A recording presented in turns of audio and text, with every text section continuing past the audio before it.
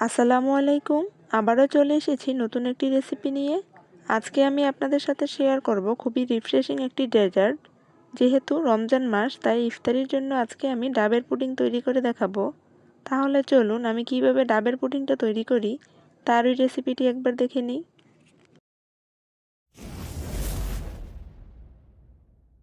ডাবের পুডিং তৈরির জন্য একটি পরিষ্কার পাত্রে মেজারমেন্ট কাপ দিয়ে আমি 3 কাপ ডাবের পানি নিয়েছি। আর এই ডাবের পানিগুলো কিন্তু আমি ছেঁকে নিয়েছি। 3 কাপ ডাবের পানির জন্য দিয়ে দিলাম এখানে আমি 3 চা চামচ আগার আগার পাউডার। এখানে আমি হাইকো আগার আগার পাউডারটা ব্যবহার করেছি। যে কোনো জেলি অথবা পুডিং তৈরির ক্ষেত্রে অবশ্যই চেষ্টা করবেন ভালো মানের আগার আগার পাউডার ব্যবহার করতে।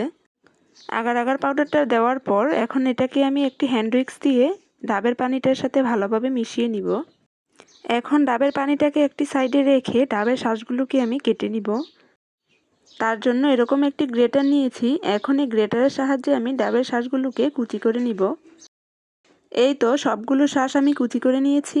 এখন চলে যাব পুডিং তৈরি করতে। ডাবের পানিটাকে এবার জাল করার জন্য আমি চুলায় বসিয়ে দিলাম। মিষ্টির জন্য এখানে দিয়ে দিলাম আমি 4 চামচের মতো চিনি।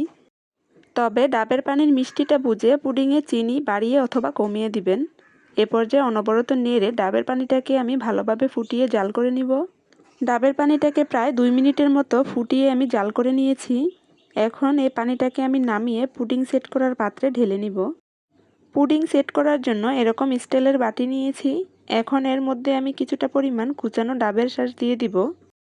তারপর এখানে জাল করে নেওয়া ডাবের পানিটাকে ঢেলে দিব। ঠিক একইভাবে এরকম 2টা বাটিতে আমি ডাবের পানিটাকে সেট করে নিয়েছি। এখন এই পানিগুলো যখন নর্মাল তাপমাত্রায় আসবে তখন এগুলোকে আমি আধা ঘন্টার জন্য নর্মাল ফ্রিজে রেখে দিব। তাহলে পুডিংগুলো পুরোপুরি সেট হয়ে যাবে। এই তো আধা ঘন্টা পর আমি পুডিংগুলোকে বের করে নিয়েছি।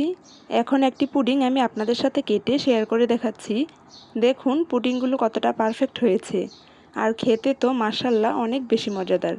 সারাদিন রোজা রাখার পর ইফতারিতে যদি এরকম ঠান্ডা ঠান্ডা ডাবের পুডিং খাওয়া যায় তাহলে কিন্তু সারাদিনের ক্লান্ত এক নিমিষেই শেষ হয়ে যায়। আশা করি আজকের এই সহজ পুডিং তৈরির রেসিপিটা আপনাদের কাছে ভালো লেগেছে। আর ভালো লেগে থাকলে প্লিজ সবসময় আমার চ্যানেলের পাশে থাকবেন। আজকে এ পর্যন্তই। সবাইকে অনেক অনেক ধন্যবাদ। আল্লাহ হাফেজ।